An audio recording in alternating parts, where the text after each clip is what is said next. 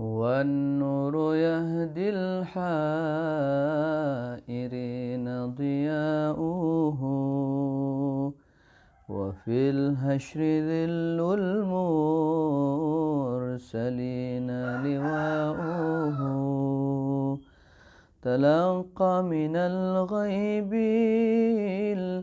المجرد حكمة بها أمطرت في الخافقين سماؤه بها أمطرت في الخافقين سماؤه والنور يهدي الحائرين ضياؤه وفي الحشر ذل المرسلين لواؤه تلقى من الغيب المجرد حكمة بها أمطرت في الخافقين سماؤه بها أمطرت في الخافقين سماؤه أعوذ بالله من الشيطان الرجيم بسم الله الرحمن الرحيم إنا فتحنا لك فتحا مبينا ليغفر لك الله ما تقدم من ذنبك وما تأخر ويتم نعمته عليك ويهديك صراطا مستقيما وينصرك الله نصرا عزيزا لقد جاءكم رسول من أنفسكم عزيز عليه ما عنتم حريص عليكم بالمؤمنين رؤوف رحيم فإن تولوا فقل حسبي الله لا إله إلا هو عليه توكلت وهو رب العرش العظيم إن الله وملائكته يصلون على النبي يا أيها الذين آمنوا صلوا عليه وسلموا تسليما اللهم صل وسلم وبارك عليه وعلى آله.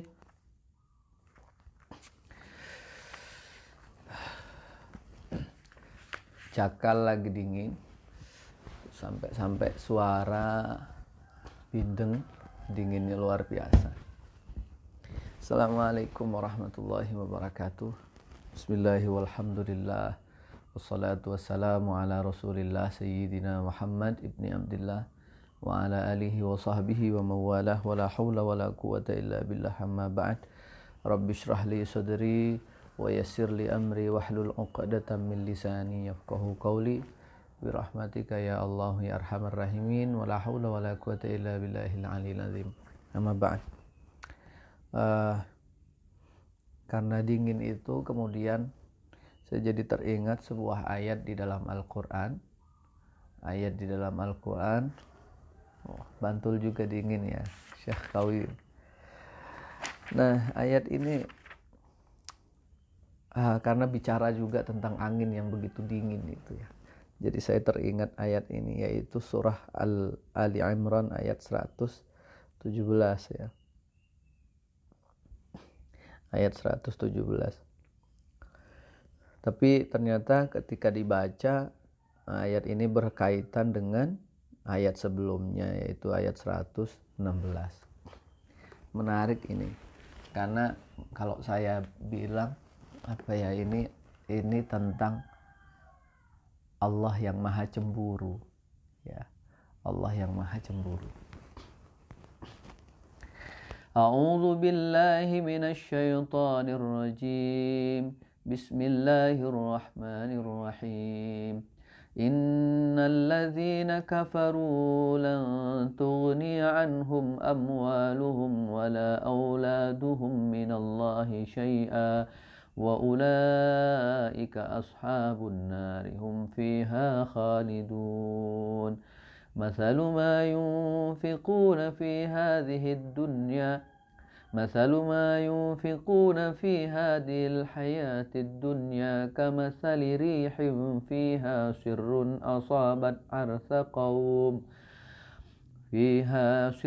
أصابت حرث قوم ظلموا أنفسهم فأهلكته وما ظلمهم الله ولكن أنفسهم يظلمون.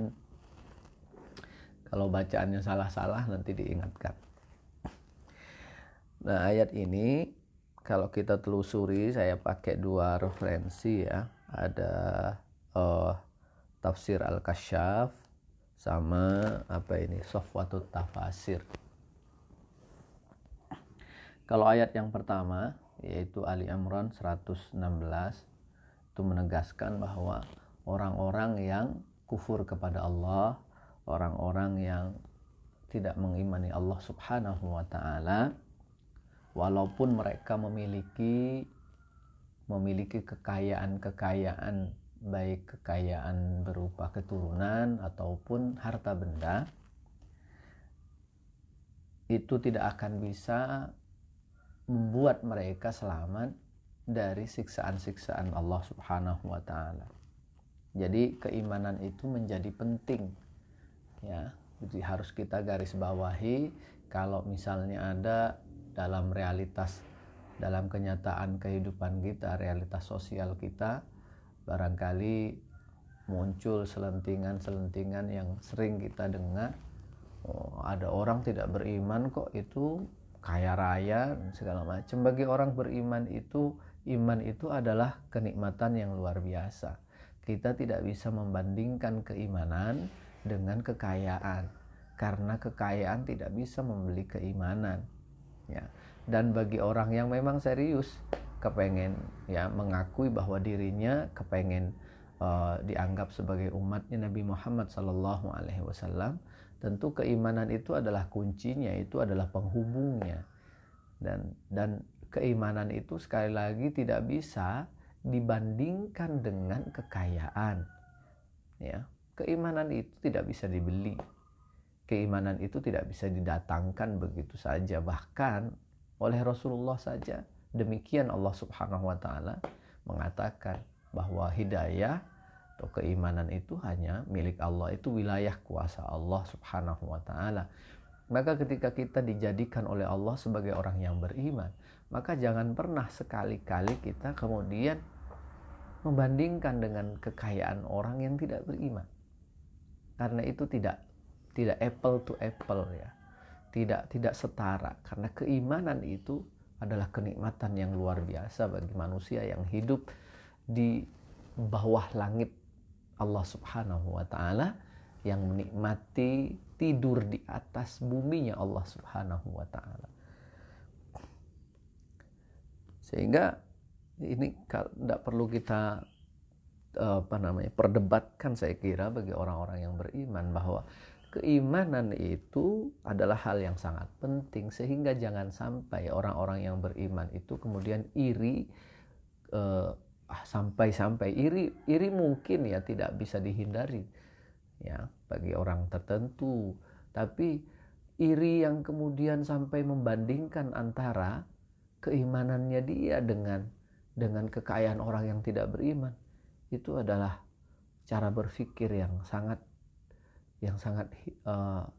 tidak baik gitu ya. Sangat tidak baik. Orang yang beriman itu luar biasa. Itu kekayaan yang hakiki adalah kekayaan keimanan itu ya.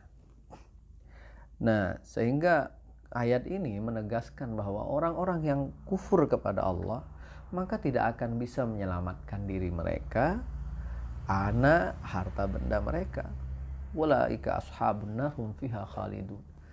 Buat apa kekayaan itu, ya kan? Orang Indonesia kaya, misalnya dia tuker dolar, tuker apa segala macam. Hari ini kekayaan itu tidak begitu manfaat, nggak bisa jalan-jalan ya untuk mencukupi kehidupan lah di negerinya sendiri mungkin ya. Tetapi tentu kenikmatan yang pernah didapatkan seperti pra pandemi itu kan hari ini nggak bisa dinikmati lagi seperti itu. Itu baru sebuah contoh ya tentang ketidakkekalan kekayaan itu ya. Nah, lan tadfa anhum amwaluhum allati tuhaliku ala iqtinaiha wala auladuhum alladina tafanu fi hubbihim min azabillahi syai'a wa ulaika ashabun nari hum fiha khalidun. Ya, orang-orang yang demikian ini dikekalkan di dalam siksaan neraka jahanam. Nah, itu orang-orang yang tidak beriman kepada Allah. Betapa sedihnya kelak kekayaan, anak keturunan yang banyak, tapi sama-sama tidak bisa tidak bisa ia manfaatkan karena ketidakberimanannya itu. Masya Allah, ternyata sama saja ya, mereka kelak hum ashabun nari hum fiha khalidun. Nah, oke, itu urusan mereka ya. Tapi yang bisa kita ambil pelajaran tadi dari ayat yang pertama tadi 116 adalah jangan pernah membanding-bandingkan keimanan yang Allah berikan kepada kita dengan kekayaan orang-orang yang tidak beriman, karena tidak pernah sebanding. Keimanan perbandingannya adalah dengan ketidakberimanan, bukan dengan kekayaan ya. Itu ya yang pertama. Yang kedua adalah ayat yang 117 ini. Ya tadi itu karena jalan Kaliurang ini sedang dingin, dan ternyata di Bantul juga dingin, di Purwodadi tadi juga sedang dingin luar biasa. Saya kemudian mengingat di dalam Al-Qur'an itu ada sirrun. Sirrun itu rihun asif ya. Mengatakan begitu. Udara atau hawa yang amat dingin. Nah, yang ngeri itu saking dinginnya dia kalau sampai menerpa mengenai ladang, sawah, tanaman-tanaman itu sampai mati. Tanaman-tanaman itu mati saking dinginnya ini. Sehingga ada yang mengatakan, sebagian ulama mengatakan bahwa ini disebut dengan rihun mudammir ya. Rihun mudammir, angin yang membinasakan, angin yang menghancurkan. Nah, angin ini ternyata dipakai oleh Allah untuk mengumpamakan pemberian, mengumpamakan infak, mengumpamakan sedekah. Kok ada sedekah yang sama dengan angin yang sangat dingin dan bisa membinasakan? Iya. Jawabannya di sini adalah sebab sedekah itu digunakan sekedar untuk apa? Sekedar untuk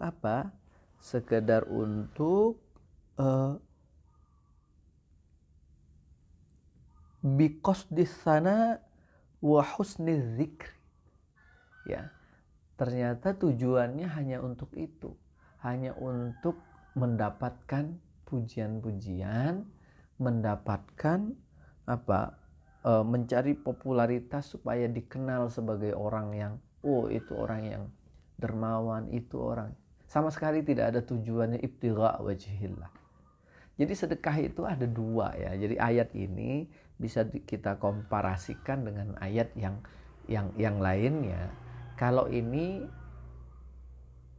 adalah ayat yang memperingatkan kalau orang bersedekah, berinfak tujuannya biqasdis sanai wa husniz zikri, mencari popularitas, mencari pujian-pujian semata, maka menjelma sedekahnya itu menjelma karihin asif atau karihin mudammir, ya, kamatsali rihin asifah, kemudian disebut juga karihin mudammirah, ya. Kenapa? Ya karena salah tadi. Tapi bagi orang yang bersedekah dengan niat yang baik, tentu tidak. Misalnya ibtigha'a wajhillah. Nah, kalau sedekahnya itu libtigha'i wajhillah, maka sedekah itu akan berbalas dengan kebaikan. Bahkan seandainya ada orang bersedekah tanpa dia tanpa dia punya motivasi ingin dibalas ini dan itu, Allah sudah siapkan itu, gitu. Seperti Al-Baqarah ayat 227.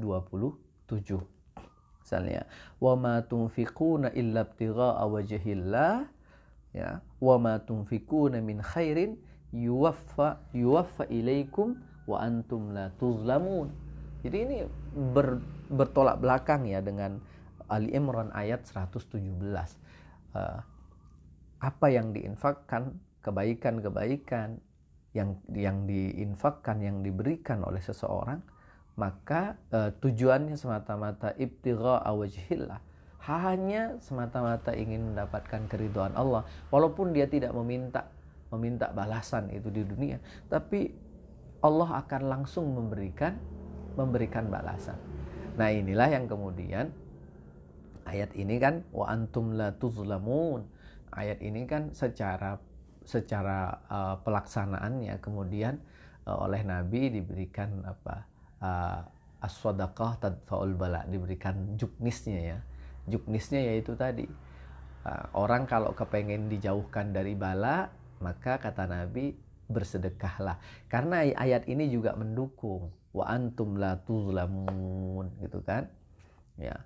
Jadi orang yang bersedekah karena Allah, berapapun ya, sedekah karena Allah, karena poinnya di sini ibtigha'a wajhillah, semata-mata ingin mendapatkan keridhaan dari Allah Subhanahu wa taala, maka dia akan dipenuhi, akan dibalas oleh Allah Subhanahu wa taala dengan kebaikan-kebaikan.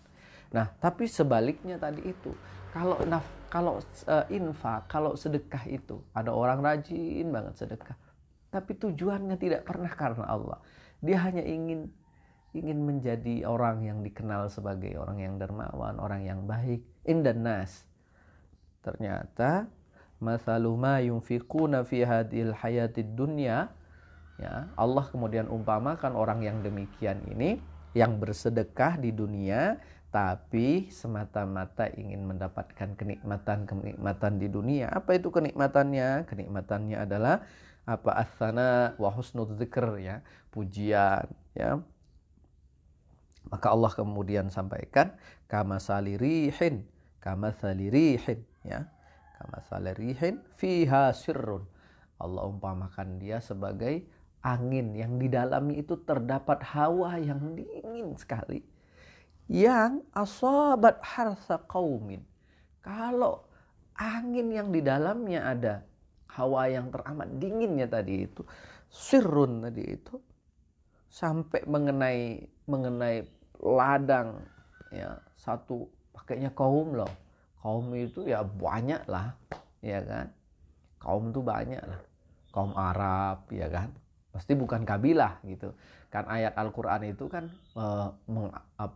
berbicara tentang apa yang nampak di permukaan ya. Kalau kita mau ngomong, kalau Al-Qur'an bicara tentang kabilah, tentu itu kabilah itu ya berapa orang lah, berapa keluarga, berapa kepala keluarga ya. Satu kampung, dua kampung. Tapi kalau kaum itu tentu lebih besar sekupnya daripada kabilah. Ya, kaum Arab, ya kan, kaum Yahudi, kaum itu luas. Nah, ini harsa kaumin yang Allah pakai. Jadi kalau angin yang di dalamnya terdapat hawa dingin itu menerpa ladang-ladang suatu kaum, suatu besar ini, kaum ladangnya besar sekali. Aswabat harsa qaumin zalamu anfusahum fa ahlakathu. ya, ini kemudian akan membinasakan mereka. Betapa mengerikannya ya, kandungan anginnya itu bisa membunuh. Tapi bukan Allah yang membunuhnya, tapi mereka sendiri. Sehingga secara sederhana sini dikatakan bahwa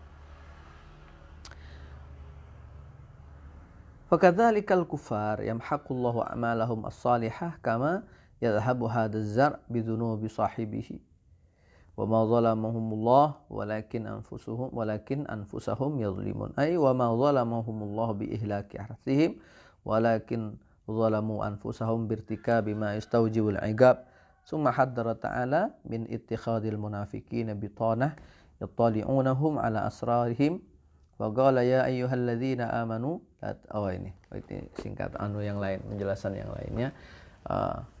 Jadi memang kita selalu kalau kita baca Quran itu selalu mendapatkan arahan, mendapatkan bimbingan dari Allah Subhanahu wa taala agar kita tidak salah niat di dalam beribadah. Eman-eman, ya kan? Eman-eman. Beribadah kita yang ya sekedarnya sudah begitu kualitasnya, ya sekedarnya niatnya nggak benar gitu kan, udah keluar biaya niatnya nggak benar.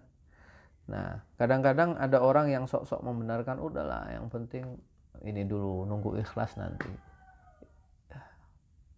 Jangan iyain semua dari orang yang wallahu a'lam. Jangan diiyain semua. Kita harus punya ini sendiri, punya prinsip sendiri. Dalam urusan ibadah itu ya pegangannya Allah, Rasulnya, kemudian para ulama-ulama yang mukhlasin gitu ya. Ya, jangan hanya mendengarkan dari orang yang kita tahu kesehariannya juga ya gitu-gitu aja gitu kan. Wallah. Semoga kita dipertemukan oleh Allah dengan orang-orang yang soleh yang memang betul-betul bisa menuntun kita, membimbing kita, menemani perjalanan spiritual kita. Jangan orang yang tiap hari Masya Allah gitu ya, na'udzubillah min dzalik, kemudian dia menasehati kita dengan hal-hal yang berbau spiritualitas. Ya Allah, na'udzubillah, semoga kita dijauhkan dari orang-orang yang demikian. Makanya kalau dari guru saya mendengar dari Yai Asrari radhiyallahu anhu rahimahullah, beliau sering membawakan pembagian ulama ya, membawakan pembagian ulama ya, salah satunya itu ada ulama yang antara akwal dan ahwalnya itu yang sama. Makanya pentingnya berguru secara langsung itu kan begitu. Bukan berguru di media sosial, kecuali Anda memang mengikuti ya, pernah ketemu, memang tahu oh ini orang-orang memang orangnya seperti itu. Antara di layar kaca dengan di layar nyata sama, nggak apa-apa. Misalnya kita ketemu dengan Yai Asrori, dengan almarhum Zaid Muhammad, kemudian para ulama-ulama yang memang basic dunia nyatanya memang ulama gitu loh, bukan diulamakan oleh media, oleh membranding dirinya sendiri gitu ya. Dia tidak punya riwayat belajar yang sesuai SOP yang benar gitu kan. Di tracking, dicari dulu belajar di mana, maaf pesantrennya juga nggak tahu kita ya. Pesantren itu ini aja sebenarnya, pesantren itu saya sampaikan di sini, sebutkan sebagai ya tentang ketersambungan dan proses mencari belajar ilmu agama yang serius gitu kan. Karena bukan hendak kita mendiskriminasi ya, belajar di madrasah non pesantren itu tentu tidak seintens di pesantren. Kalau pesantren itu bukan hanya, terutama yang salaf ya, bukan hanya belajar pengetahuan saja, tapi juga ubudiyahnya juga sama jalan ya. Teori jalan, praktek juga jalan, dan itu bertahun-tahun ya. Saya mengalami, kalau sekarang kadang-kadang ya datang kangennya, tapi waktu itu berpikir agak konyol gitu, ya Allah bertahun-tahun kegiatannya gitu aja. Nah di pesantren itu kan Masya Allah ya, jam 3 itu kadang-kadang kita bangun berebut kamar mandi ya jam 3 supaya masih bisa tahajud dan segala macam. Dulu pesantren kan begitu, sampai nunggu subuh. Habis subuh ada wirid, zikir, ngaji sampai nunggu duha. Habis duha kemudian ke kantin makan, sekolah sampai zuhur berhenti jamaah, habis zuhur nyambung sekolah lagi, kemudian tidur sebentar, habis itu bangun asar, habis asar ngaji lagi, habis ngaji nanti ada ekskul ya, ada ekskul, kemudian mandi mau jelang maghrib, nunggu maghrib setengah jam sebelum azan, habis sholat maghrib baca burdah sampai isya, habis isya kadang-kadang masih ada dibaan ya, kemudian sampai jam setengah 8, itu makan malam, musyawarah, terus tidur nanti jam 11, jam 12, jam 3 bangun lagi, terus mengalami kayak gitu dari tahun 99 awal sampai 2012 akhir atau 2013 akhir. Ya gitu-gitu terus kegiatannya, Masya Allah. Nah itu kayak waktu itu, aduh kok kayak gini aja kegiatannya. Tapi Masya Allah ternyata begitu keluar kan, itulah yang paling bermanfaat untuk kita semuanya. Ya untuk kita. Di pesantren itu seperti itu. Adik-adik teman-teman yang masih di pesantren itu beruntung, yang serius luar biasa. Ya pesantren itu luar biasa. Ya kan, paling tidak kita kayaknya sih ya, oh paling tidak itu kalau ngomong amalan baik insya Allah lah, sholat jamaah full gitu kan, zikiran full. Maksiat itu pintunya ya tidak seluas dan seleluasa ketika di luar. Pesantren itu ya terbatas, maksiatnya terbatas karena fasilitasnya terbatas gitu kan. Nah itulah kalau kita mencari guru, mencari kawan yang memang serius belajarnya, terutama dia di pesantren, paling tidak pesantren itu sebagai kawah candra di muka gitu. Nah kalau misalnya balik lagi tadi, kalau Asrori menyampaikan ada orang-orang, ada ulama-ulama yang antara akwalnya dan ahwalnya itu sama. Nah inilah yang mesti kita jadikan kawan, jadikan tempat bertanya, jadikan jalis ya, jadikan tempat kita ya dekat dengan dia supaya kita mendapatkan pencerahan ya. Jangan kita terpesona apalagi terperosok ya, senang kepada orang-orang yang Allah yang enggak jelas ilmunya ya, yang enggak jelas ilmunya. Ketika di tracking belajar di mana, enggak pernah belajar ya kan, makanya tampilannya seperti itu. Kalau kita lihat alumni pesantren itu mesti dia mau tampil sembarangan itu mikir-mikir ya. Coba deh tanya yang benar-benar ya, dia memang jiwa santrinya memang melekat itu, dia mau lepas kopiah saja itu, waduh itu bisa istigharah dulu dia. Tiba-tiba bergaya rocker gitu kan, lalu nyeramahin orang di masjid, gayanya tidak yalbasu libasal ulama, kata Syekh Abdul Qadir Al-Jilani itu dalam manaqib Syekh Abdul Qadir Al-Jilani, nggak bisa pakai pakaian ulama. Tapi ya itu tadi, hari ini seringkali yang dicari itu yang ngetren itu yang begitu. Nah kita berdoa kepada Allah supaya dijauhkan dari rabun spiritual ya. Rabun spiritual itu ya pokoknya ngomongnya apik wis kuwi wis panutan. Nah itu rabun spiritual, karena yang dilihat yang nampak saja. Nah tentu itu enggak benar ya. Nabi itu kan laqad ja'akum rasulun min anfusikum, itu artinya supaya dikenal kesehariannya. Jadi orang-orang yang mengikuti Nabi itu bukan hanya mendengar kabar ya, Semua yang dengar kabar dari Nabi kemudian datang membuktikan kenyataannya Nabi. Oh iya, memang seperti itu. Nah, kalau kita kenal sama seseorang di media sosial kemudian seneng gitu ya, ada nggak yang sampai kemudian itu bertamu ke rumahnya, lihat kesehariannya, bagaimana dia dengan keluarganya? Itu penting soalnya. Ya, itu penting. Ya. Ya, karena supaya kita tidak tertipu. Orang di media sosial, ini loh, tapi saya nggak tahu caranya. Mungkin nanti saya belajar. Ya, misalnya di Instagram ada apa ya? Ada istilah, ada filternya kan. Nah, tapi saya nggak tahu gimana caranya. Nah, saya lihat banyak artis-artis tuh yang di Instagramnya kok macam-macam gitu ya. Mungkin ada fasilitas itu ya.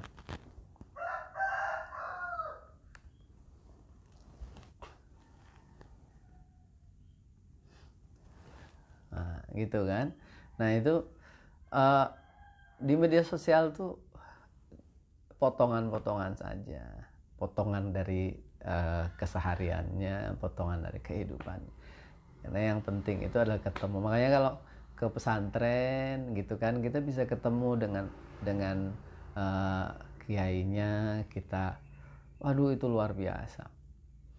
Luar biasa. Saya dulu mondok itu karena dulu saya masuk di pesantren itu santri mungkin 200-an ya. Masih 200-an. Jadi ada momen disowankan kepada Romo Yai gitu. Nah, itu saya masih nututi ya, penutut itu masih kebagian ya acara-acara seperti itu. Karena jamaah belum banyak waktu itu. Disowankan kepada beliau, kemudian ya mudah-mudahan kerasan, mudah-mudahan banyak doanya di situ di depan banyak orang. Wah, itu bahagianya luar biasa. Dan momen itu saya dapatkan ketika di pesantren itu mulai nggak kerasan. Nanti akan ada apa namanya, saya bikin live-nya tentang pengalaman saya di pesantren ya. Ya, itulah di pesantren itu ada drama-dramanya seperti itu. Nah, didoakan seperti itu luar biasa loh di pesantren itu. Dan yang mendoakan adalah guru kita, kiai kita yang secara kesehariannya itu memang bukan acting ya. Memang benar-benar alim. Saya kalau masuk ke aulanya Romo Yai itu, Masya Allah, kita akan melihat ya. Kita akan melihat ribuan kitab dengan berbagai apa namanya ya, pengelompokan. Kitab tafsir, fikih, usul fikih, segala macam, ribuan. Dan konon menurut khodam yang biasa nyapu dan membersihkan tempat beliau, kamar beliau, itu yang namanya tempat istirahat beliau, tempat tidur beliau itu masih rapi dan isinya bukan kitab semua isi. Kemudian riwayat yang lain, beliau kalau dalam perjalanan di mobil itu kitab semua isinya. Nah, itu ya, jadi memang alim benar. Dan kalau urusan ibadahnya jangan ditanya ya. Hampir nggak pernah tidur, kalau malam tidurnya sebentar. Nah, kita kepengen ketemu sama orang alim, sama kiai, sama guru yang seperti itu.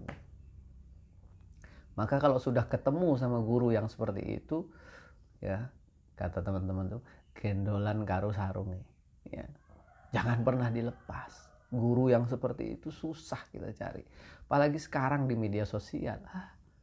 Nauzubillah. Pokoknya kalau teman-teman semuanya tidak terpengaruh dengan tren-tren ustadz yang ngetren seperti itu, yang kalau di tracking dia nggak pernah belajar di pesantren dan segala macam, sudahlah ya. Kalau nggak seneng seperti itu, sudahlah, bersyukur ya. Lebih baik kita seneng sama guru-guru, sama kiai-kiai kampung yang nggak kakean polah, nggak kakean macam-macam gitu kan. Tapi prakteknya luar biasa. Beliau siang ke pasar, malam ngajar ngaji gitu ya di masjid, di musolanya, udah deh pegangin ya. Jangan melihat yang ngomong, nggak penting sebenarnya pinter ngomong itu ya, nggak penting sebenarnya pinter ngomong itu, serius. Nggak ada ininya, nggak ada manfaatnya, nggak banyak.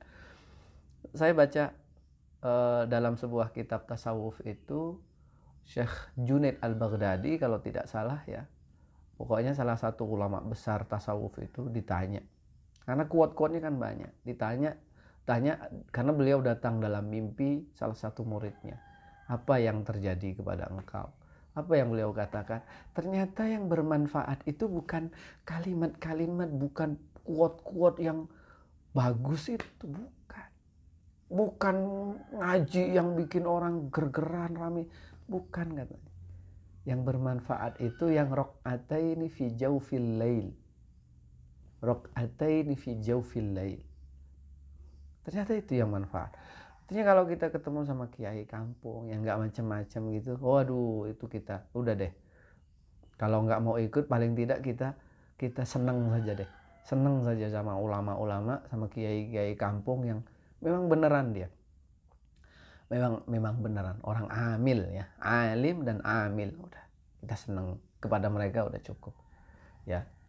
Seneng kepada ya Asrori, seneng kepada siapa Habib Umar, senang kepada, wah itu sudah alhamdulillah, nggak usah cari-cari yang macam-macam yang pakai koplok yang nggak genah itu guys, udah nggak usah ya. Kita minta kepada Allah, arinal haqqa haqqa warzuqna tibaa wa arinal batila batila warzuqna ijtinaba. Kita senang tuh sama yang jelas-jelas keulamaan ya. Ada kalau di Instagram saya mengikuti siapa, Habib Umar, Habib siapa Jindan, Habib Ahmad Novel Jindan, kemudian Habib Quraisy Baharun, Habib siapa lagi, banyak. Udah ngikutin yang gitu-gitu yang memang jelas keulamaannya. Ya, saya tidak hendak mendiskriminasi yang itu, karena ya itu tadi, jangan kemudian membenarkan, tapi kan itu menginspirasi. Ya terserahlah, tapi menurut saya the real ulama itu yang ya itu tadi ya. Ada Yai Munir Ngeroto yang masya Allah sabarnya beliau ya luar biasa, telatennya beliau luar biasa. Mudah-mudahan senantiasa diberikan sehat panjang umur ya, Yai Munir Abdullah Ngeroto. Ini orang-orang yang baik itu, yang memang benar-benar berjuang untuk banyak orang, berjuang untuk umat ya, rela berlapar-lapar ya, berlelah-lelah ngopeni anak wong. Itu yang luar biasa, seperti itu. Nah, kok tembus ke sana ya kita. ya itu tadi ya, saya kira penting kalau kita ini baca Quran, kemudian kita telusuri makna-maknanya. Makna-makna yang terkandung di dalam Al-Quran itu luar biasa, bisa menjadi siraman-siraman yang menyejukkan bagi jiwa kita yang gersang ya. Mudah-mudahan kita mendapatkan keberkahan dari Al-Quran. Jangan jauh-jauh dari Al-Quran, kita berusaha untuk membacanya. Baik, itu saja teman-teman semuanya, terima kasih yang sudah bergabung.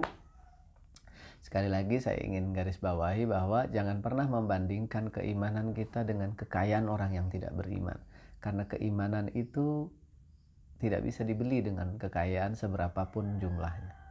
Keimanan itu adalah kenikmatan yang luar biasa yang Allah berikan kepada kita. Yang kedua, jangan sampai apa yang kita infakkan, yang kita bagikan, yang kita berikan kepada orang lain tidak diniatkan mencari keberkahan, mencari ridho dari Allah Subhanahu wa taala. Karena justru infak yang dikeluarkan tapi dengan tujuan tidak karena Allah, itu akan membinasakan sahibuhu, membinasakan pemiliknya, dan kita tidak berharap seperti itu. Sedikit yang kita berikan, mudah-mudahan itu kita niatkan, mudah-mudahan itu diterima oleh Allah Subhanahu wa taala semata-mata karena Allah Subhanahu wa taala. Kita dijauhkan dari niatan-niatan yang tidak baik, karena tidak ada manfaatnya untuk kehidupan kita terutama kehidupan di akhirat nanti. Dan yang terakhir, kita berdoa kepada Allah semoga dipertemukan dengan para ulama, dengan orang alim, dengan seorang guru yang memang antara ahwal dan akwalnya sama, antara ucapan dan perbuatannya sama, kesehariannya sama, di layar kaca dan di luarnya, di layar nyata juga sama. Kita berharap kita bisa diberikan pertolongan oleh Allah bertemu dengan ulama-ulama yang demikian. Maka di kanan kiri kita, kalau kita melihat orang-orang yang demikian baiknya, paling tidak kalau kita tidak bisa mengambil ilmunya karena beliau mungkin tidak bisa ngomong dan segala macam, paling tidak kita bisa menyatakan dalam hati kita, iya itu orang soleh, orang baik, saya senang sama orang itu. Seperti itu. Mudah-mudahan berkah untuk kita semuanya.